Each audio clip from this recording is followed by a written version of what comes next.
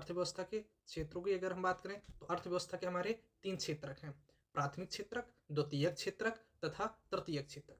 तो प्राथमिक क्षेत्र क्या होती हैं? जैसे जो चीज़ें हमें कृषि से या प्रकृति से प्राप्त होती हैं, उन्हें महज़ हम प्राकृतिक चीज़ों के अंतर्गत, प्राकृतिक क्षेत्रक के अंतर्गत रखते हैं। दूसरा, प्राथमिक क्षेत्रों का उपयोग करके जो वस्तुओं का हम निर्माण करते हैं, वो हमारी द्वितीयक क्षेत्र के अंतर्गत आती हैं तथा तृतीयक क्षेत्रक को हम सेवा क्षेत्रक भी कहते हैं, क्योंकि इसमें सिर्फ सेवाएँ दी जाती हैं। तो आइए हम इसका एक-एक करके विस्तृत अध्ययन करते हैं।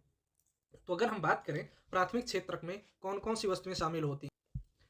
प्राथमिक क्षेत्रक,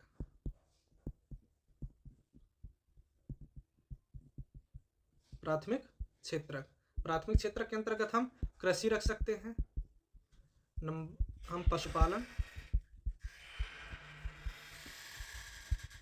कृषि, पशुपालन, मत्स्य पालन,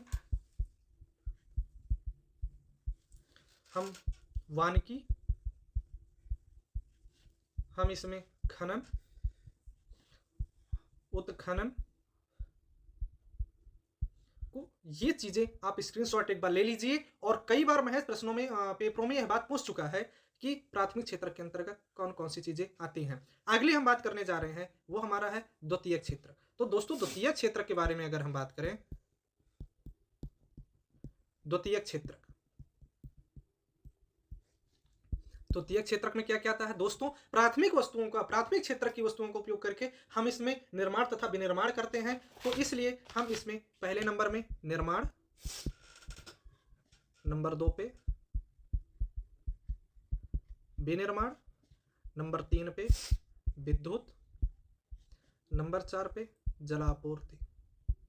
दोस्तों यहां से भी एग्जाम आपके पास यूपीपीसीएस का मैं यहां से क्वेश्चन रखा था, आप इसका स्क्रीनशॉट ले लीजिए। आगे हम तृतीयक क्षेत्र के बारे में या सेवा क्षेत्र के बारे में अध्ययन करेंगे। दोस्तों वहां से बहुत क्वेश्चन पूछता है और कई सारे डाउट वाले क्वेश्चन भी वहीं से रखता है। तृतीयक क्षेत्रक,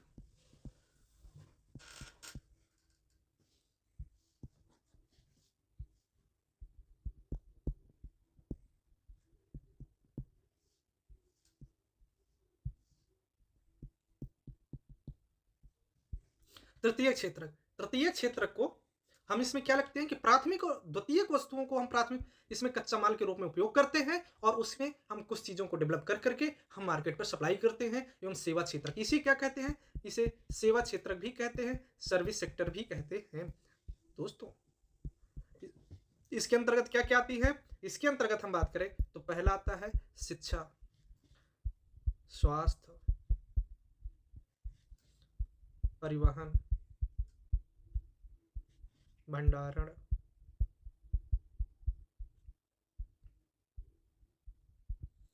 बीमा,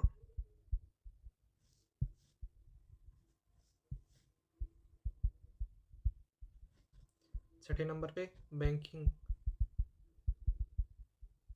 सातवें नंबर पे होटल, आठवें नंबर पे सूचना एवं प्रौद्योगिकी, सूचना एवं प्रौद्योगिकी, 9वें नंबर पे अनुसंधान, हम इसमें 10वें नंबर पे लोक प्रशासन, 11 नंबर पे हम रक्षा, 12 नंबर पे हम एआई रख सकते हैं। दोस्तों यहां से एक चीज पहले आप इसका स्क्रीनशॉट ले लीजिए, इसके बाद हम आपको एक चीज और बताते हैं कि यहां पर कुछ अर्थशास्त्रियों में ऐसा मतभेद है और कई सारे एग्जामों में अगर हम बात करें तो यहां से क्वेश्चन उठाया है और यहां से एक चीज और भी डिफाइन करता है कि वह क्या है कि यहां से आप नोट भी लिख लीजिएगा। एक हम नोट लिखते हैं, नोट में क्या है? तृतीयक क्षेत्र को पुनः 2 क्षेत्रकों में डिफाइन किया गया है कुछ अर्थशास्त्रियों के माध्यम से। जैसे कई सारे एग्जामों में तृतीयक क्षेत्रक को ही 3 ही क्षेत्रक बताया है, कुछ अर्थशास्त्रियों ने कुछ बुकों में, कुछ एग्जाम में इसे 5 सेक्टर में भी हम बात करते हैं। तो चतुर्थ सेक्टर और पंचम सेक्टर।